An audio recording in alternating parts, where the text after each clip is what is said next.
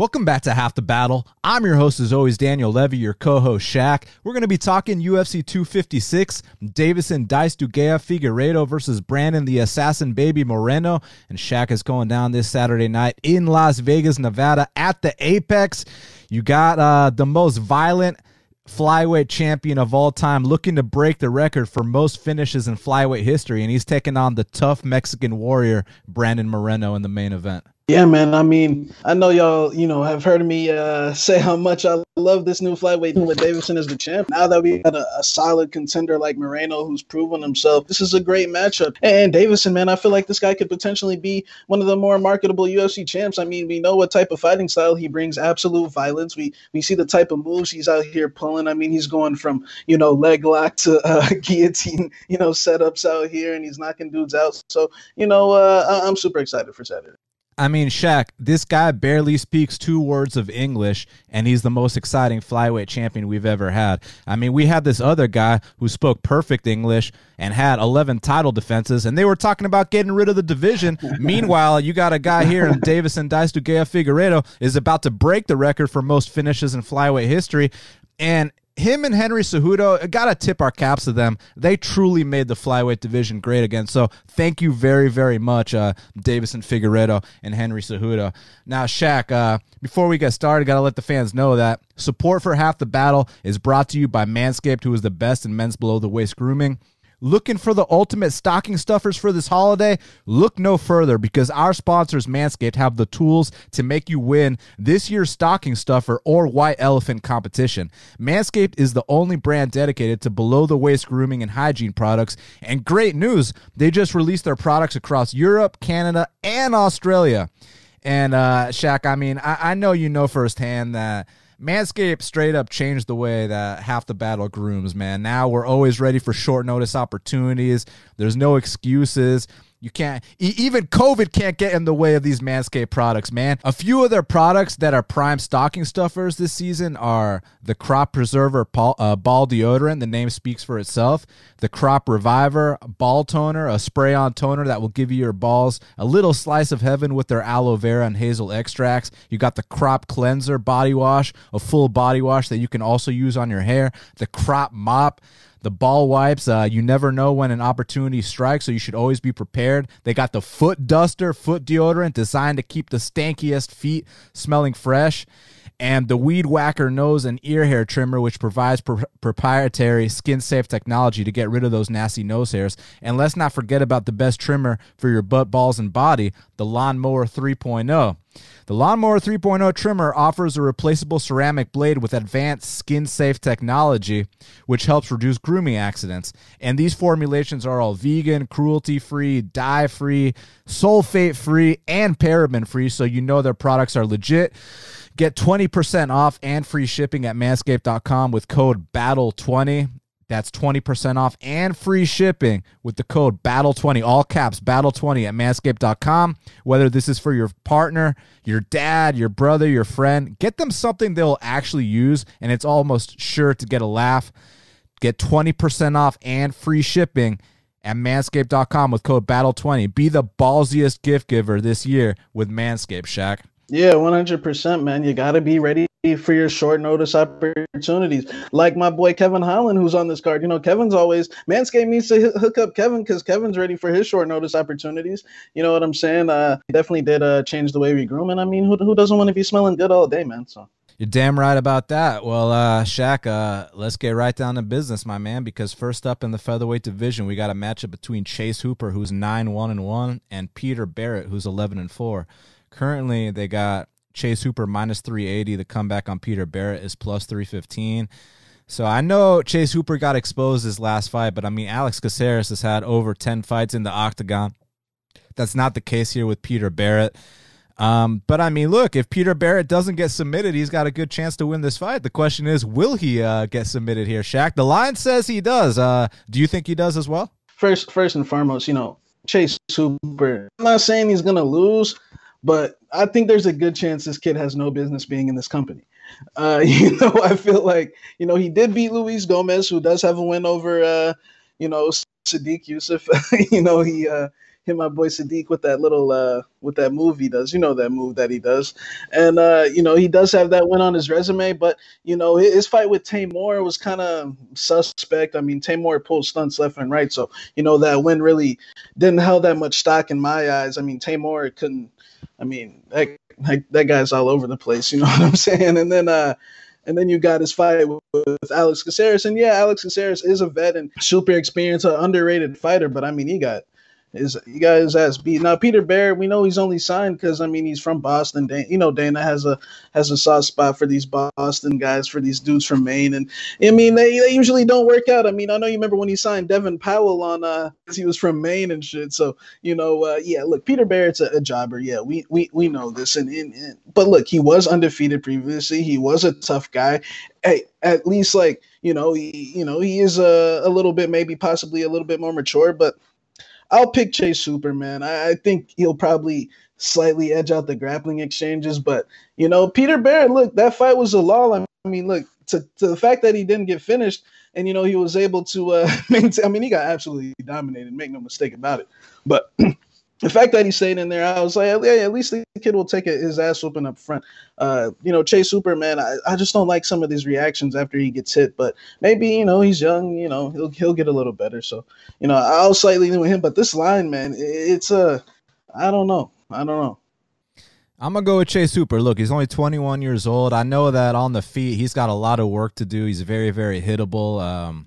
But his jiu-jitsu is on point, man. I mean, the kid's a black belt at that young of an age. And, look, against certain people, his style's not going to work against, Bruce Leroy Caceres, who's been in the UFC a long time. But against Peter Barrett, who has been submitted twice in his career and has never really truly fought anybody besides Yusuf Zalal, where he got completely dominated. I mean, I just kind of view Peter Barrett as just, he's just another tough Boston brawler. He's another Kyle Bochniak. So this is a fight that Chase Hooper can win.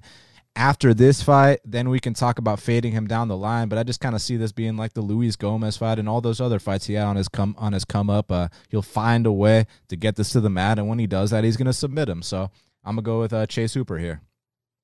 Now, next up in the strawweight division, we got a matchup between Tecia Torres, she's 11-5, and Sam Hughes is 5-1. Currently, they got Tecia Torres minus 450. The comeback on Sam Hughes is plus 325. So, I mean, it's one thing to get your short notice opportunity. It's another thing to make that debut against Tecia Torres. I mean, you got to be a certain level to beat Tecia Torres. Did anything stand out on the tape to you about Sam Hughes that indicates she's going to come out here and get this upset? Nah, man, Tecia should roll here. I mean, she looked really good her last fight, and we're talking. She's got wins over Watterson and, fucking real chicks, man. So, Nami Yunus, some other girls too. So she ain't losing to no girl that lost to that girl. No, yeah, impressed with her last fight, man. I mean, she put it on Van Buren in a way. I was like, damn. I mean, I ain't seen Tecia look that aggressive in a while, So, and to be honest, I was super looking forward to that fight with Angela Hill, man. I was having vibes. Tecia was about to get another, or Hill was about to lose another controversial split. So, but after this fight, let's rebook that one. But no, I don't think Sam Hughes has anything for Tecia. I mean, look, I'll give Sam Hughes a lot of credit. She's actually been out here finishing fights, so that's cool to see in that division. It's just, this is a massive step up in competition, man. I mean, the Brianna Van Buren fight showed that, look, you can say whatever you want about Brianna, maybe not being all there, but at the same time, it was about the level of competition. And it just showed that the people that have been beating Tecia are either all champs or top 10 women. You know what I mean?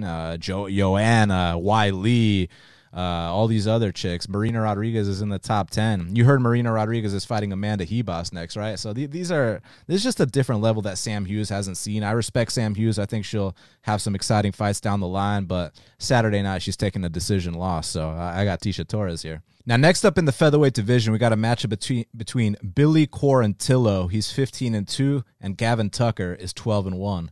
Currently, they got Billy Quarantillo minus 162. The comeback on Gavin Tucker is plus 148. So I got to tell you what, I've been impressed with both guys. I mean, Gavin Tucker has come a long way since that Rick Glenn beatdown. I feel like he really redeemed himself with those two wins against Choi and against Justin James as well, and even showed in that Justin James fight that he can go out there and overcome adversity. He did get dropped in that first round. That was a big question we had about him. When the going gets tough, what happens? But this fight is really going to test him right here, man, because Billy Quarantillo is one of these guys that just does not stop and just goes forward the entire time. And people look at him like he's a comeback kid, but I don't think he's exclusively a comeback guy, man. I felt like that last fight against Kyle Nelson, he put his foot on the gas from the second the fight started to the second he face planted him, and, in my opinion, got a performance of the night. So this is one of those spots where initially I thought that maybe Gavin Tucker was the more technical guy. And look, Gavin Tucker's got a good in and out style. He's got good footwork. He moves around a lot. He's got a black belt in jiu-jitsu. But, man, Billy Quarantillo is also a black belt in jiu-jitsu, and the volume difference is just huge here. I think Billy Quarantillo is going to walk him down. I think the first round might be kind of close, but if your cardio is in question against a guy like Billy Quarantillo, if your chin is in question against a guy like Billy Quarantillo, if your heart is in question against a guy like Billy Quarantillo, he will tee off on you, and he will make a statement. And I think the kid's in his prime right now. So I'm going to go with Billy Q to come out here and possibly finish Gavin Tucker, but regardless, I'm picking BQ to get it done.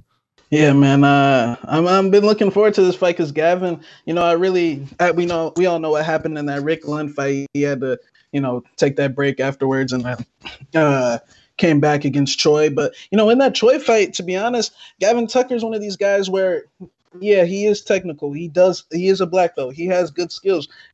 And he might have better overall, mixture of skills than Billy Quarantillo.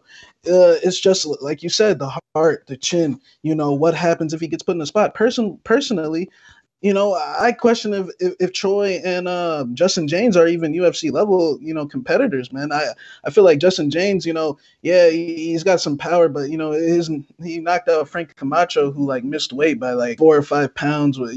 Frank's on his way out, and he still was able to find. But if you look at his local scene fights, man, I don't think Justin James is UFC level personally. But anyways, man, I feel like Quarantillo super aggressive, and like you were. And the comeback thing, I mean, Kyle Nelson, man, he was on him from the start of from start to finish. And man, I love his. You remember that dude Matt Arroyo? He fought Matt Brown back in the day. That's his coach and his teammate Steamroller, who's Frivola, who's actually super underrated. I want to Gavin Tucker gets really in a dogfight, man. Can he pull off these takedowns? Can he maintain top control? Because Spike did take Billy down a little bit, but those last 2 rounds were Billy's, man. So I'm gonna go with Billy, but from a betting perspective, there is a chance that there's no more value on it. I mean, he is getting pretty popular at this point. But, I do think he's going to get the win. I do think he's the tougher fighter, the guy that's going to be moving forward in the late rounds. And I honestly don't really think it's going to be that dangerous for him in this particular fight early, because I don't see Gavin Tucker as a one-punch, wobble Billy type of guy. I feel like he's more of a, jab, body kick, safe type of style, because he's got to watch that chin himself. So I'm going to take Billy Quarantillo. Now, next up in the strawweight division, we got a matchup between Mackenzie Dern, she's 9-1, and Virna Jandiroba is 16-1. Currently, they got Mackenzie Dern -190. The comeback on Virna Jandiroba is +165.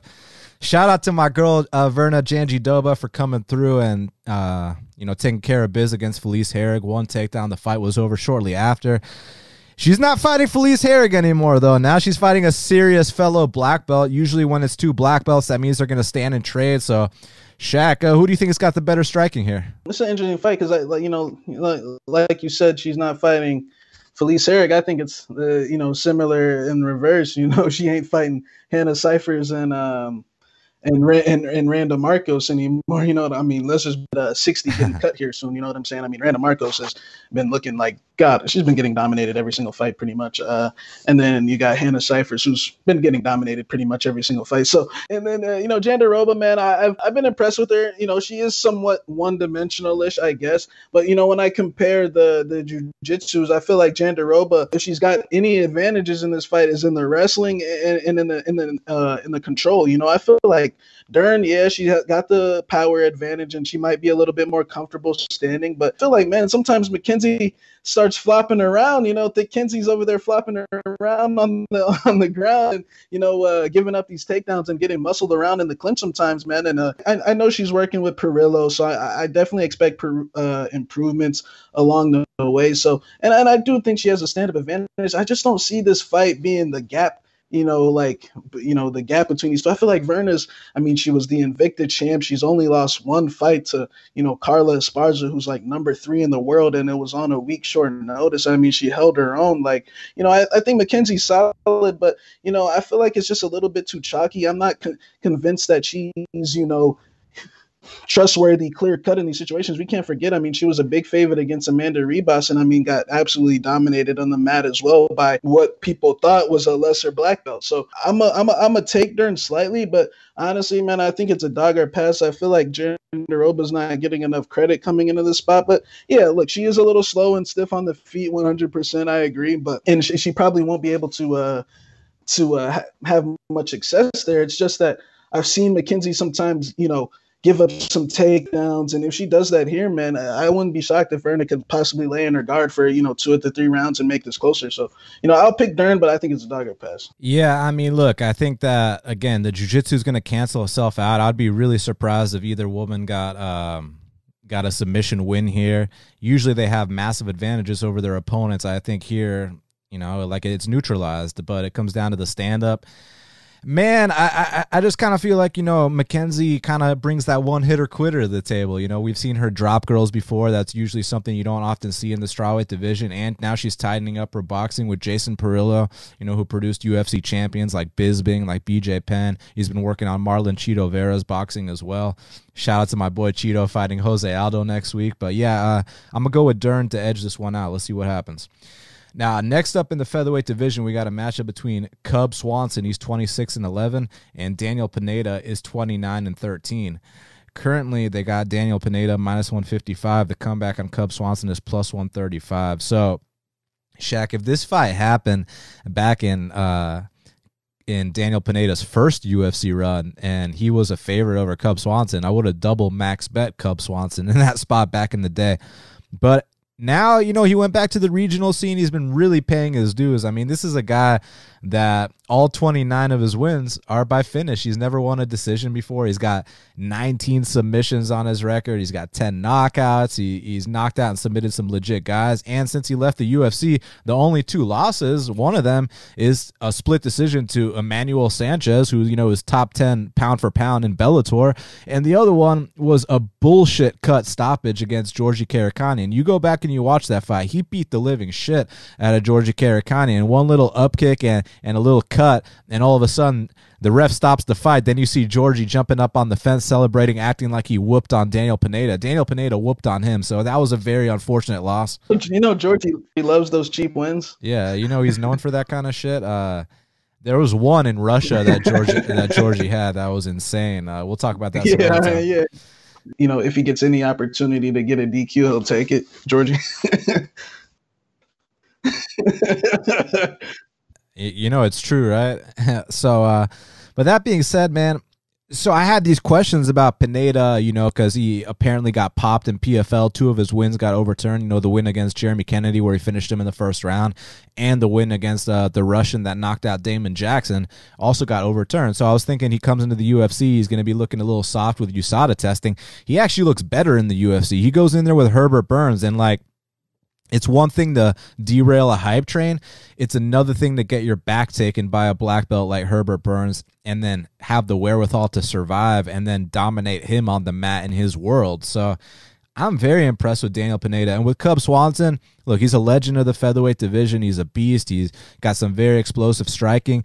It's just one of these situations where I'm not quite convinced that Cub Swanson is back. And the reason why, man, is because, you watch his last fight against Crone Gracie, and to everyone that's like, oh, that's fight of the night. To me, it's like, why is Cub Swanson having fight of the nights with 5-0 guys? I mean, the only reason people put so much stock into that is because his name is Crone Gracie. If his name was Crone Johnson, no one would give a shit. And to me, it was very alarming that he's going to fight of the nights with 5-0 guys. And now you got a guy with 40 fights under his belt in Daniel Pineda. I think timing is everything. If they would have fought in Pineda's first run, Cub Swanson would have destroyed him. Not saying that Cub can't win this one, because at the current line, it might be a dog or pass situation, but I'm going to go with Pineda to get his 20th submission win. I think he catches Cub somewhere along the way. Pre-tape, I was thinking maybe, Pineda was being overvalued, off this one against Burns, because, Burns did miss weight and he compromised in that fight. But no taking away from Pineda. I mean, his last 3-4 fights, I mean, he's been coming out there literally, taking the center of the cage and taking these dudes out. I mean, like the Russian he fought, I mean, he just planted his feet in. And I mean, he's throwing hard, man. And on the ground, I mean, we know he's got a bunch of submissions. But from what I hear, man, apparently his first UFC stint, he said he took things for granted. He said he was young, he thought he was the king shit, and he got cut and then he had to learn the hard way. But then now he's back. He earned his way. Like you said, fought Manny Sanchez out there on the local scene and did a pretty good job. Now he's back, and I think Cub Swanson's on his way out, man. Look, Cub's a legend. We all love Cub Swanson. I mean, we remember the old featherweight division when you remember when he fought Jose Aldo, and he hasn't fought anybody, and then he got knocked out in how many seconds was it? but I mean, we remember the old featherweight division with him, Lamas, and young Dustin Poirier, and Jonathan Brookins, and we got a soft spot for Cubby Bear, man. But I think he is on his way out. I mean, if you look at those previous fights against Shane Burgos, honestly, I just watched it this morning, and yeah, Shane played around, but I honestly thought Shane comfortably won that fight, after I rewatched it. This ACL injury in which he tore in that jiu-jitsu match. I forget against who it was. One of them, superstars. Jake Shields, the one who, that little juice head's out here ripping knees apart and shit, man. Little juice head. But, I think that Cub Swanson, Cron Gracie's 5-0, and he's a walking punching bag that doesn't have much experience. I know he tapped out Alex Caceres, but once we got a larger sample size in terms of minutes, man, we saw that the dude can't strike in the UFC. Yeah, he put on forward pressure and took a bunch of shots. That's the reason why it was fight of the night. Cub Swanson likes to swing big looping punches that'll make the crowd go wild. But I feel like, man, if he does that here against Daniel Pineda, if it's something super heavy, I do feel like maybe that chin is declining a little bit, man. And then we know about his ground game. And how many times has Cub Swanson been submitted? I actually think this is a good spot for Daniel Pineda, and I don't think it's a dog or pass situation. I mean, sometimes momentum is a powerful thing, man, and the stars align, for a career resurgence. So I mean, Daniel Pineda, we know he's a killer. He's got the killer instinct. We know he ain't looking to point nothing up, or you know what I'm saying, or eke out a decision. We know he's coming in here for the kill. So I'm gonna take him for the win. Now, next up in the heavyweight division, we got a matchup between Junior Cigano dos Santos, he's 21-8, and Ciryl Gane is 6-0. Currently, they got Ciryl Gane minus 440. The comeback on Junior dos Santos is plus 350. So I thought his name was Ciryl Gane, and then I thought his name was Ciryl Gane. It turns out his name is Ciryl Gane. But that being said, man, look, Junior dos Santos, he's a guy I got a tremendous amount of respect for.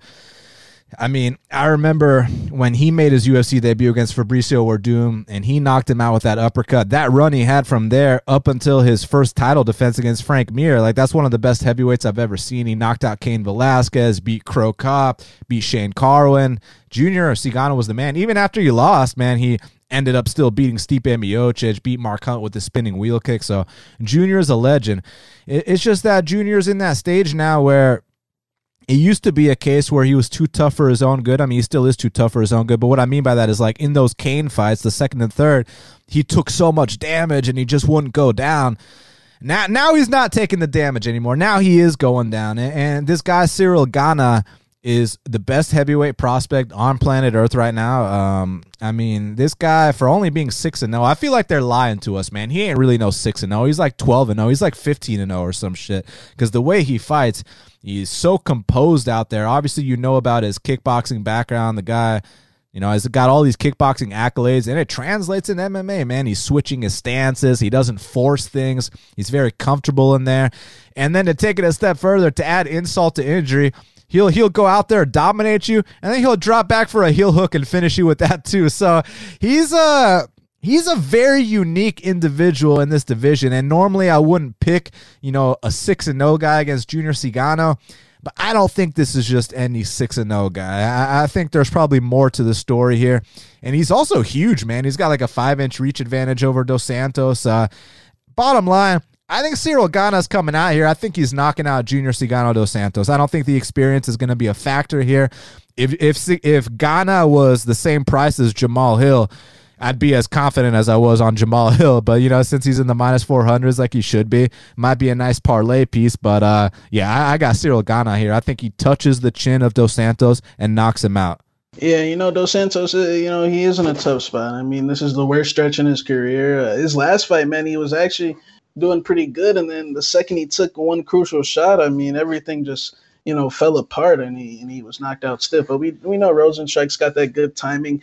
Man, Gane, yeah, I mean, from what I've seen, I mean, the dude's out here wiping these dudes out. I mean, all those dudes kind of suck, except, you know, Tanner Boser's like decent, you know what I'm saying? So I'm super interested to see, you know, how he performs. This is a step up in name, you know, spotlight. The issue with JDS, man, it's ego mixed in. I mean, look, he should go and fight guys like Tanner, but I think he could still take those guys, you know, like Boser and you know, fucking Rafael Pessoa and shit like that. You know what I'm saying? Like Maurice Green, you know, like shit like that, or you know, just I feel like he can still fight lesser opponents, but against, you know, the next best prospect like Rosenstrike, like Blades, like Ciryl Gane, you know, it's gonna be a long night. But I don't think he's necessarily like done. I just think he needs to go fight Marcin Tybura, you know, go fight you know, Walt Harris, you know, go fight you know, fucking you gotta take a step down, JDS. You're not gonna be a champion again, bro. Like, it's over. Like, get your money, fight these, you know, lesser guys, and I think that's what's gonna happen after this fight, after he gets knocked out. So yeah, I'll go Ciryl Gane. He's super long, you know, all the physical speed, you know, he switches stance a lot. So, you know, I'm super excited to see how he approaches this, because they're saying he possibly is a future world champion. You know how I feel about them, the guys from that country, Daniel. You know, I always feel like they have a stunt in them, you know, at some point. But you know, we'll see how he does. Well, the funny thing about it is there's 2 future world champions from that country in the heavyweight division, Francis Ngannou and Ciryl Gane. So. My boy Francis ain't from there. Oh yeah, that's true. He's from Africa. That's also true. But maybe French heavyweights are the exception. You know what I'm saying? Maybe every other weight class can't fight, but the heavyweights can. So we'll see. But you know, Italy finally got a fighter. You know, Italy's got a top 5 contender. You know, finally an Italian can fight. You know, Mauro Romero Barella beat Tyler Santos. Yeah, I mean, that's I don't know. Yeah. I'll never be able to explain. Tyler Santos beat herself. Yeah. Now, next up in the middleweight division, we got a matchup between Kevin Holland, he's 20-5, and Ronaldo Jacare Souza is 26-8. Currently, they got Jacare minus 120. The comeback on Kevin Holland is plus 100. So, Kevin Holland's going to have a 13-year age advantage. He's 13 years younger, and a 9-inch reach advantage in this spot.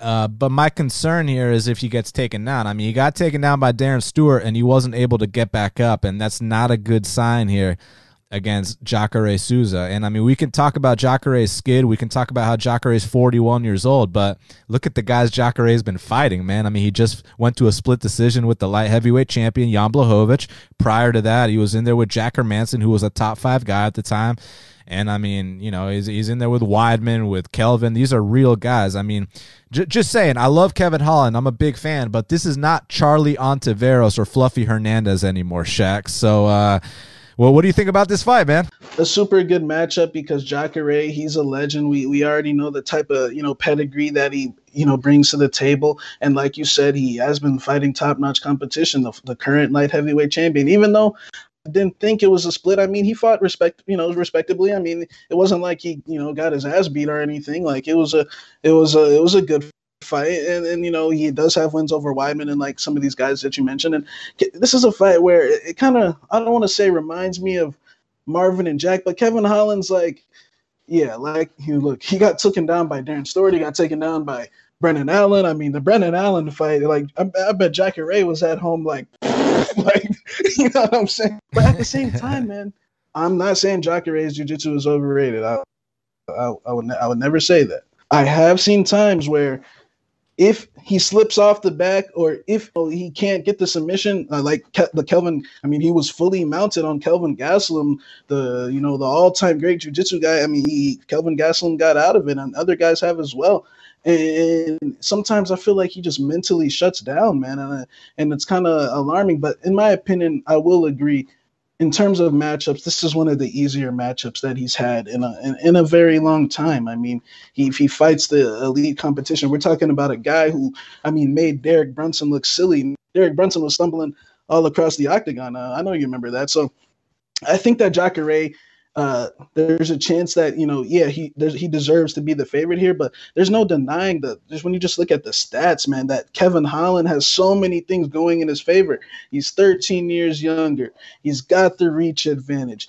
In my opinion, he should be a little bit more looser, a little bit more hungrier. You know what I'm saying? Like Jacare, I hear all these things about his mortgage and, retirement and all these things. I mean, look, he's on his way out. It is what it is.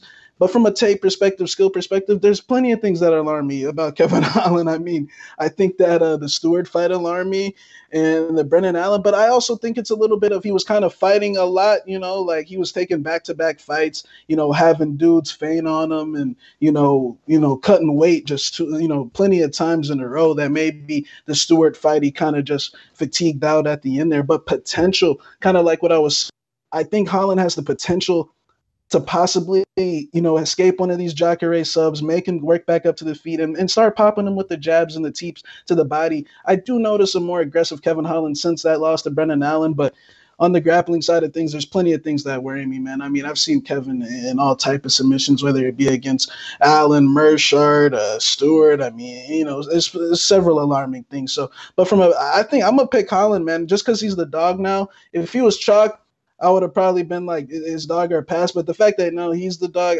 I'm gonna pick Kevin Holland for the win. I'll say by close decision. Yeah, this is a tough one, man, because it's like I understand why the line flipped. It initially opened -175 for Kevin Holland, and listen, I think that if he can survive this early jiu-jitsu storm, he can kind of take over with his volume and just his youth, and Jacare does kind of get tired if he can't get that early submission. It's just that, can he survive? You know what I mean? Like I told you, in the Darren Stewart fight, man, he couldn't get up and when Darren Stewart was on top. So why am I supposed to believe that he gets up when Jacare's on top? It's just one of those things that, 13 years of age, 9 inches of reach. Jacare just turned 41. So I don't know, man. This is one of the toughest fights for me to call. I'm going to go with Holland just because it seems like a contrarian pick. I mean, it seems like he opened -175. Now he's +100. So that means everybody's on Jacare. And I understand why everyone's on Jacare. Like, I think they might be onto something. I think that Jacare and them, like, they might view this as a one takedown and the fight is over shortly after situation. And it might be like, dude, I had money on Kevin Holland against Darren Stewart. And I definitely think he won the first 2 rounds. But what was up with a guy from England taking him down? And no offense to the Brits, but I'm just saying, Darren Stewart ain't a world champion jiu-jitsu guy. Are you saying Brits can't wrestle? Darren Stewart is not a jiu-jitsu world champion, and Darren Stewart took him down and held him down. So are you saying Brits can't grapple? So, man, I don't know, bro. Like, I'm going to go with Holland, but it's not a confident pick. Like, and someone was giving me shit like, oh, you guys should be more confident. It's like, bro, did you see my Jamal Hill pick last week? I was super confident there. This is the opposite. I'm just being 100% honest. Like, I don't know what's going to happen here. I'll roll with Kevin Holland just to be contrarian, but we'll see exactly what happens. Now, next up In the lightweight division, we got a matchup between Renato Moicano Carneiro. He's 14-3. And Rafael Fiziev is 8-1. Currently, they got Rafael Fiziev -160. The comeback on Renato Moicano is +140. So Fiziev has been pretty damn impressive in the UFC so far. Moicano's got wins over Calvin Kattar, Cub Swanson, Jeremy Stevens. I think the weight cuts were getting a little bit too brutal at 45. Now he's up at 55. You think he's going to look like a new man here in this new division? I mean, I know that last fight against Demir lasted under a minute, which props to Moicano for that. No one else has finished Demir in under a minute. But you think here in a fight like this, you're going to see the difference at 55s? Man, I'll tell you what, man. This guy, Fiziev, man, these last two fights against Tecia and Alex White, man, he looked good. I mean, he looked aggressive, sharp with the kicks, the hands, the spins. I mean, buddy's on point, man. I do think he's a little undersized, but I don't think he can make 45. I just think that I still think Moicano might even be the bigger guy coming up from 45s. You know what I'm saying? Taller, even a little thicker, possibly. So I feel like Fiziev, this is a big step up. I mean, we know what Moicano is capable of, but we also know that Moicano has had some big mental lapses. And man, this is one of the tougher fights for me to call, man, because Fiziev's looked so impressive to me these last two fights. But on the flip side, I'm like, Alex White kind of sucks, and Mark DeCasey, I think he's athletic, but I mean, the blueprint has been out there to beat DeCasey. You push him back. I mean, we saw what Jakar did to him, when he starts getting bullied. We saw how Hooker embarrassed him. We saw what Nasrat did to him. I know he had a couple wins against retired Joseph Duffy. Welsh Joe, and the ghost of Renato. I don't think Mark DeCasey was necessarily turned the corner or anything, going into that fight. So I'm not saying it didn't really surprise me. And Moicano, man, we know his weakness. He does get hit with some big bombs. This is a tough fight for me to call because I feel like Moicano is a lot more experienced, fought way higher level competition. And from what I hear he's coming. I hear he's ready for this fight, man. From what I heard, I hear when he moved to Florida that his body got super big and he just couldn't. Towards the end of those 45 cuts, he just, couldn't make it. And I mean, he's been in there with these Aldo, like I said, Qatar and these other guys, man. So I could see Fiziev, just taking it to him and, cracking him with some shots and possibly knocking him out. But, you can't count a guy like Moicano out in this spot, man. And I mean, he's, 6 foot, super long jab. And what happens if he gets on top of Fiziev? I mean, we haven't really, seen Fiziev, tangle with a black belt like on Moicano's level. So, I'm gonna say it's dog or pass. Actually, I'm gonna just sit back and enjoy, just because, man, I have a feeling that, I know a lot of people are expecting Fiziev to come out here and run over, and I love that team, Fiziev and Peter Yan and Demir Ismagula, Masvar, and all those guys.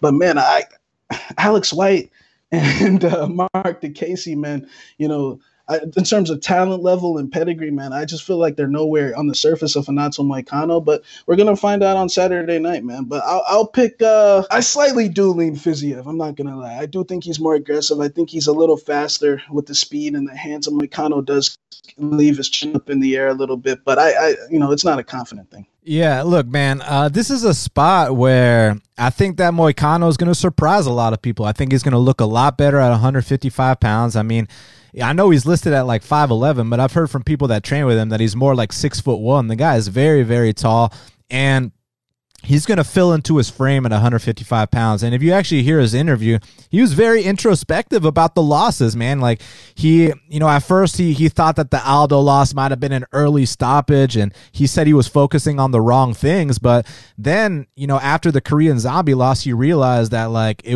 that he was the problem all along, that, he was cutting too much weight. He was overtraining. He was just doing things wrong. And he had his time at 45. I mean, back when he could still make the weight, and perform, he destroyed Calvin Kattar in a fight where he did not shoot a single takedown. He beat Calvin Kattar on the feet. He dropped Cub Swanson with a jab and choked him out. He beat Jeremy Stevens. He's been in there with all these high-level guys, and now at 55, I think he's going to be a big 55er. I think he's got a massive experience advantage over Fiziev. Look, Fiziev kicks very, very hard. I mean, you hear the sound of those body kicks that he landed against Tecia. Sounded like my boy Marcelo Ozuna. By the way, Braves better fucking re-sign Marcelo Ozuna. But, I mean, the sound of those kicks was very, very serious, man. And he's a guy that's going to go far. I like Fiziev, but, man, I think that the line is off. I think it was better when it opened at a pick'em. So at this line, this is a dog or pass situation. I'm going to roll with the dog. I'm going to go with Renato Moicano. I think that he gets it to the mat, and I think he submits Rafael Fiziev.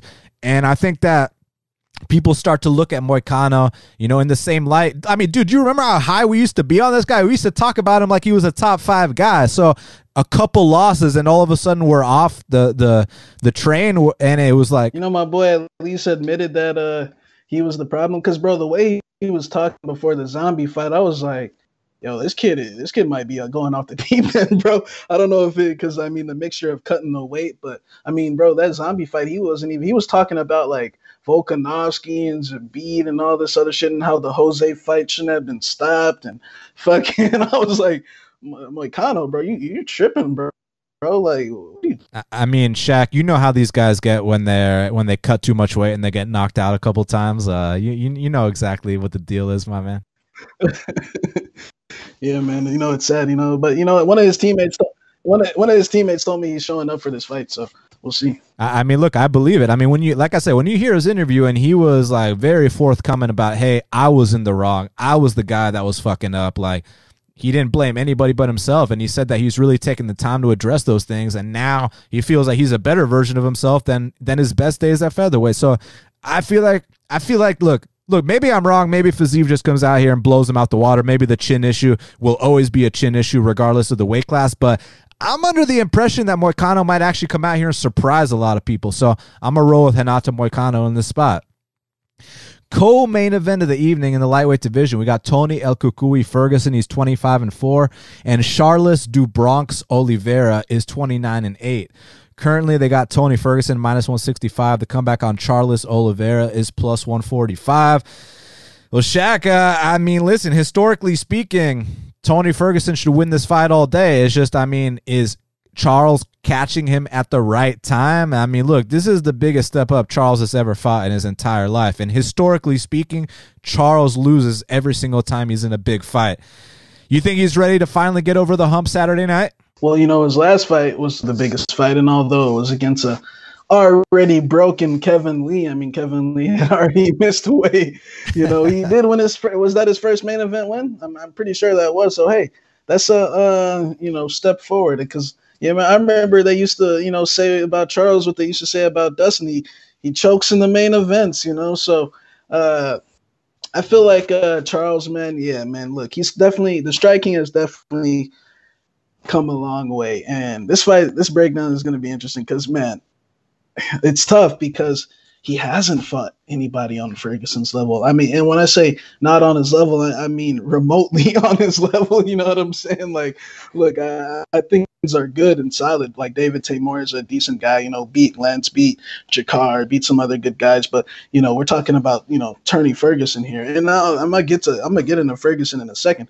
But then this Kevin Lee fight, like I said, Kevin Lee was already broken. I mean, Kevin Lee's out here getting, helmet tattoos, bro. So, I feel like Charles, the jury is still out on him about this. Is he really, gotten past, this quitting thing, like the Felder fight, like, the Max Holloway fight, like the Cerrone fight, like the Pettis fight, like the Lamas fight, back in the day, like a lot of fights, man. It's tough because he hasn't really been necessarily put in that real dog fight. The closest thing to a dog fight he's been on the streak is the Tamor fight. You know what I'm saying? So, and he, still giving up takedowns and flopping here and there, and he can get away with it against guys like Kevin Lee and these guys. But Ferguson should win this fight, man. I agree. Like, I feel like he should win.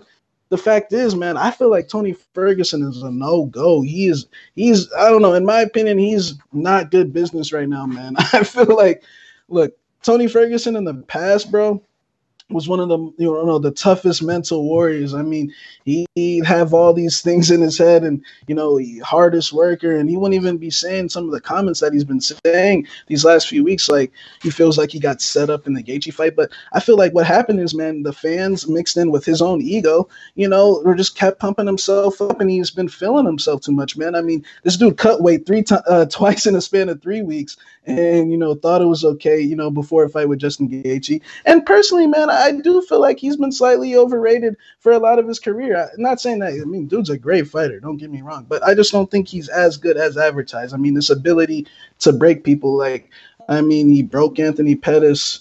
He broke RDA. I give him that one, but he hasn't broken anyone that ain't been broken before, man. I feel like, when we talk about the elite lightweights of the last few years, the Gaethjes, the Dustins, the Eddie Alvarez's, the Fergusons, the McGregors, I feel like all the other guys kind of had a tougher strength of schedule, but that's just me personally.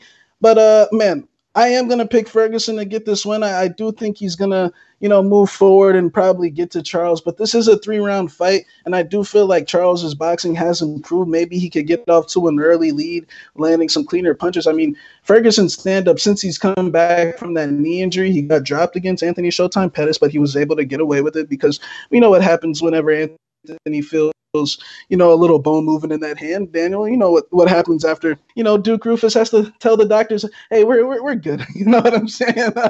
We're done. And then the Cowboy Cerrone fight, yeah, 100% Ferguson would have won that fight regardless, but it just wasn't that impressive of a performance. He got touched too many times for my liking by a guy who's pushing 40 and on his way out as well. And I feel like it could have been a much cleaner performance for, the true number one contender in the lightweight division. So, I feel like Tony Ferguson is slightly overrated, but I'm just not convinced Charles Oliveira has really turned this corner. I feel like he really hasn't really fought anybody significant, but we're about to find out. But from a betting perspective, I think it's Charles or pass. I feel like Tony Ferguson, I don't like what I've been hearing from him. I feel like possibly he might have, I know he switched up some coaches, but, now Cisco Rivera I'm hearing is his head coach.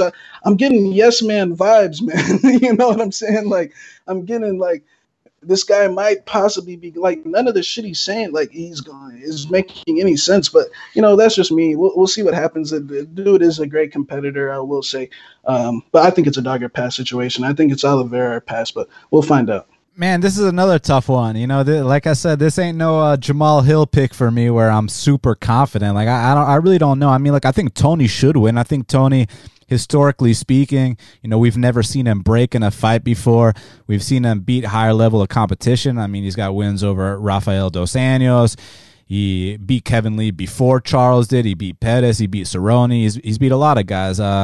With Charles, his current win streak, look, don't get me wrong, it's very impressive the way he's been handling these guys, but he would have beat Jared Gordon 10 years ago too. He already beat Nick Lentz twice prior. You know what I mean? But I will say this.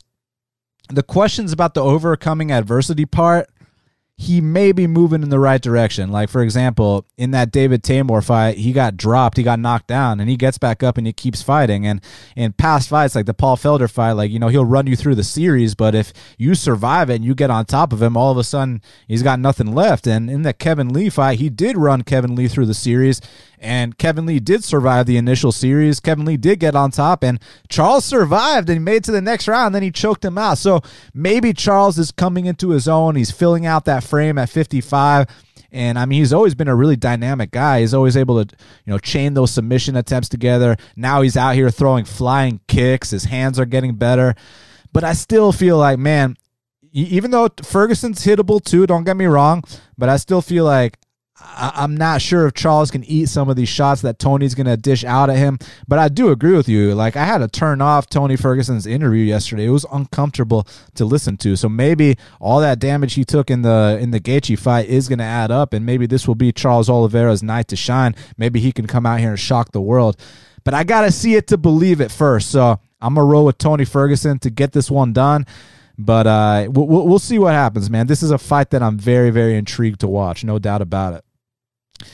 Main event of the evening in the flyweight division, we got the champ, Deiveson Figueiredo. He's 20-1, and Brandon Moreno is 18-5-1. Currently, they got Deiveson Figueiredo minus 300. The comeback on Brandon Moreno is plus 250. I'm going to go ahead and say it, man. I think that Brandon Moreno is a much tougher challenge than Alex Perez. Like, I was so confident that Deiveson was going to finish Alex Perez in the first round. I've seen Alex get finished a million times. Whereas Moreno, the last time I saw him get finished was in an exhibition bout against Pantoja on The Ultimate Fighter. Since that point, I mean, he had his first UFC stint, goes back to LFA, looks amazing. Now he's back in the UFC. He's been looking unbelievable. That Formiga performance, I knew this guy was going to be challenging for a title after a performance like that. So this guy is a true Mexican warrior. I mean, you think he can take the shots of Figueiredo and maybe turn this into one of those Mexican dogfights? Moreno's definitely the clear-cut #1 guy in the division. It's just, I just feel like it's wrong timing, man. I just feel like we got a different type. If Figueiredo, man, if he got his hands on Kai Kara France, I mean, like that, it wouldn't go to the cards, or, you know, and I hate using analogies like that, but, you know, Moreno's got solid boxing, and I would say that he's actually might even have like better straight punches than Figueiredo. It's just the impact and the footwork and the shot selection of Figueiredo, the way he's able to stalk these guys and close the distance. And let's not forget about that Brazilian jiu-jitsu game either, man. I know Moreno's, you know, just had a nice one over Brandon Royval in France and Formiga. But Formiga, after that title fight, man, at 36 years old, I mean, do you expect him to go up or down, you know? Like 30, not even 36, like 37, 38, you know what I'm saying? I mean, Alex Perez was out here finishing that guy, man. So, and then you got, you know, Kai Kara France, who I've always felt like is kind of overrated. I feel like his UFC record, you know, looks good on paper, but I feel like he could be completely different, you know, on the given day. And then Brandon Royval, I like the kid, tough kid, but he just got into the UFC a few months ago. You know what I'm saying? Kid's not ready for a title shot yet. So nothing really surprised me about that. And I just think Figueiredo's in a different class, man. I feel like he's better everywhere, especially in the power department. Like if you do that against a guy like Figueiredo, man, you will pay the price at some point, man. So I'm going to take Deiveson Figueiredo to retain that belt by stoppage. I'm going to say maybe in that 4th or 5th round. I do think Moreno will put up a decent fight, but I think he'll actually be a little bit more hesitant. It's a big difference between these guys he's been fighting and Fig, man. So, you know, we'll see. But I got Deiveson Figueiredo by stoppage.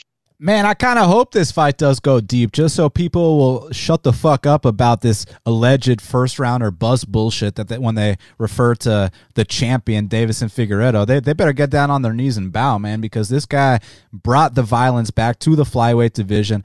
This guy, he turned around he headlines 2 pay-per-views back-to-back within a 3-week span. I mean, when was the last time a flyweight champion was doing shit like that, man? I mean, and he's finishing the fights, too. I love this champion. This is the best champion we've ever had in the flyweight division, and I love this challenger too. I mean, this isn't no Chris Carriasso or Tim Elliott challenging for a title. Brandon Moreno is the clear-cut #1 contender. Like, this is a hell of a fight right here. And, you know, you were talking about how these guys just don't respond to the shots of Deiveson Figueiredo. Look, it's not Deiveson's fault that these guys can't get past the 1st or 2nd round with him. Like, it's not his fault he hits that damn hard. But you want to talk about his technique. I mean, look at his jiu-jitsu, man. I mean, first man in MMA history to submit Joseph Benavidez the second time they fought. But the first time they fought, you saw that deep armbar attempt he had. You saw the leg scissor sweep against Alex Perez to the guillotine. I mean, people need to stop sleeping on Figueiredo, man, saying he's just first round or bust. What about that time he went out there against Pantoja, won 30-27 on all 3 judges' scorecards, and actually had more output in the 3rd round than he did in the 1st or 2nd round? So there's a lot of myths surrounding Deiveson Figueiredo. I think he's the real deal for sure. You know, people don't like him for some reason. I don't get him, man. It's like, do you remember what the last what the first flyweight champion was like? This guy is 100 times better. The first flyweight, we ain't talking about shutting down the division with him. The first flyweight champion, I mean, we just used to like not even care. But, you know, I mean, all respect to DJ, great fighter, all time top, you know, 5 to 10 all time great. But, you know, man, I wish he'd come back. But, you know, he's happy over there in ONE FC doing his thing, getting his money. Props to him. But, man, why didn't he want that trilogy fight with Cejudo, man? Like you don't want the trilogy? You don't want to get your belt back? I guess he didn't. You wanted to go to Japan where the competition is easier. And look, when I say these things, people need to understand, I do respect DJ actually a lot. It's just that when people talk about him like he's the greatest fighter of all time, that's where I draw the line. If we're talking about him, I mean, when you look at the lineage of the flyweight division, the only champions have been Demetrius Johnson, Henry Cejudo, and Deiveson Figueiredo. That's one hell of a lineage right there. That's 3 unbelievable champions. It's just if I'm going to rank them, I gotta put Davey God of War up front, man, because of what he brings to the table, because of how violent he is, because of the fact that he made the flyweight division great again. And here against Moreno's a real challenge. Moreno, he's a tough Mexican warrior. He's not going to go down without a fight. I mean, I remember when Moreno cashed an underdog ticket for me against Dustin Ortiz back in the day. So I fuck with Moreno. He's a true Mexican warrior. But that being said, man, I'm not convinced he can eat the shots. I'm not convinced he can get out of these submission attempts.